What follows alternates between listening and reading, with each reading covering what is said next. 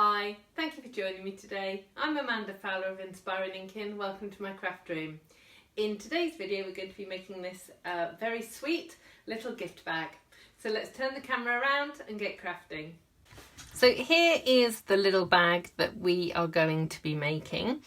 It uses Magnolia Lane, which is a designer series paper. Really pretty paper. This one has got the white base, but I'm going to be using this one with the black base. And I'm using Peaceful Moment stamp set and a Mossy Meadow ink pad. So we're going to start out with a piece of patterned paper that is 8.5 inches by 5 inches. Now, you can use just plain cardstock for this if you want, and you can stamp it. That will work really well. But I'm going to be using this patterned paper today. So let's just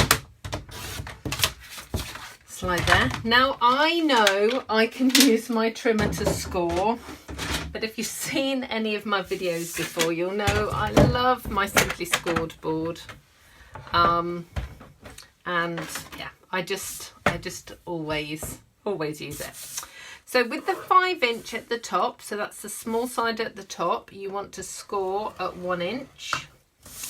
And then with the 8.5 at the top, you're going to score at 3, at 4, at 7, and then again at 8 inches. So get your bone folder and just go over the score lines. What you're doing is you're reinforcing those score lines just so that the paper is encouraged to fold it that way. Let's just find that. And always be careful with patterned paper. Most patterned paper has a white core. You might be able to see it there. So it's patterned on either side, but the centre of it is white. And if you are too forceful with your scoring, you can crack it. So just go steady when you're doing that. So we're going to trim this little tiny rectangle away. So that's where the last score line was at 8 inches. So you've just got ½ an inch there, which is the glue tab. And what you are going to do is cut along the score line to the top. Now you've got 2 sections that are squares, so that's that one and that one. We're just going to cut a sliver off there, and that's a technical term. I honestly, I don't know. I'm sure those of you that live elsewhere in the world other than the UK, is sliver a term that you guys use? Means little small thing, so I'll just have a sliver of cake. Although who would have a sliver of cake? Cake only comes in one size, large slices. Okay, so all we've got to do is to glue it now. I did say this is a very quick bag. It's always easier to fold or to glue a bag when it's flat. So I'm putting glue on that glue tab, and then I'm just bringing that over. I'm pressing it down, and it just means then that your edges are going to be nice and neat. Okay, now so I know now that this is going to be the back of the bag, so I'm actually going to have the back of the bag facing me, so the front of the bag is away from me. So I'm going to put this front flap down last, and I will show you why in a second. Let me just get some glue on these first. So I'm putting glue on those tabs. So I'm putting the back piece down, and then glue on these.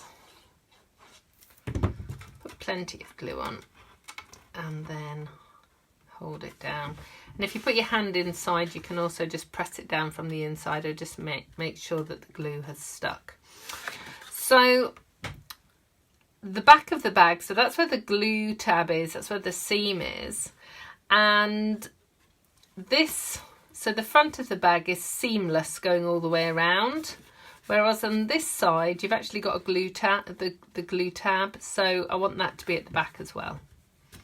I hope that makes sense. Okay, so we're just going to push in this top piece here so that we can put the ribbon on. And we've got a little tiny bit of stamping to do.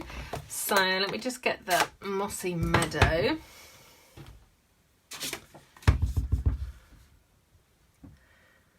So I'm just using the Happy Birthday. Oh, it looks like my Mossy Meadow ink pad needs re-inking. Hang on. Let's just... yeah, that's better. And I've got my 2.5 inch circle punch. I have already die cut a matte layer for that. We don't have a 1 3/4 inch punch at the moment, so I die cut them. We've got a 2 inch punch, and for me that gap is too big, so I like this better. So let's just pop that on there. And we'll get a couple of dimensionals. And then all we've got to do is put the ribbon on. So let's just pop that there.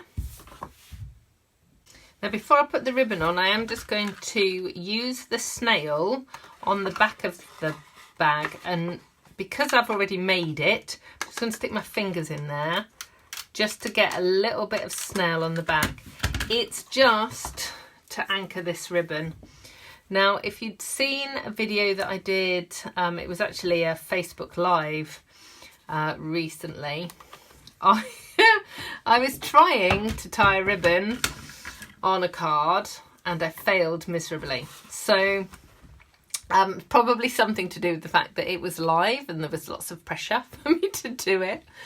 But if you, like me, struggle to tie bows and knots, I've got a series of videos called Knots and Bows. It's a playlist on my YouTube channel, and you can see all the different ways of tying different knots and bows.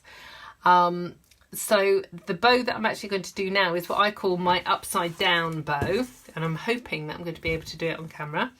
So all you're going to do is just go right over left like you would do normally, and then just tie like you're tying shoelaces.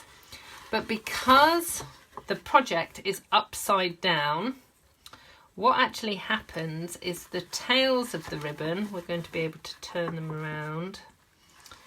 You can move the tails, so these are the tails, move the tails of the ribbon away from you, and then that means that the bow is the right way round, if that makes sense. So the tail's going the right way round. So I'm just going to release that off there, just so that my bow is in the middle, and then just press it down again. And then you can just faff with your bow a little bit, just so that it looks pretty. And then just trim it off, like so. Okay, so there is your little gift bag. As I said before, if you want something that's taller, then instead of 5 inches, do go as tall as you want. It's only 1 inch wide though, so it's not very wide. Oh, sorry, it's not very deep, and it's 3 inches wide. So there you go. So there's the original one. And there's one I've just made. So thank you so much for joining me today. I hope you have enjoyed today's project. All of the measurements are on my blog and on YouTube. If you just scroll down, you'll see all the measurements. You will also see links to purchase all of the products in my online store. That online store is available for you 24/7, and you can shop with me if you're in the UK, France, Germany, Austria or the Netherlands. And do subscribe, please, to both my YouTube channel and to my blog.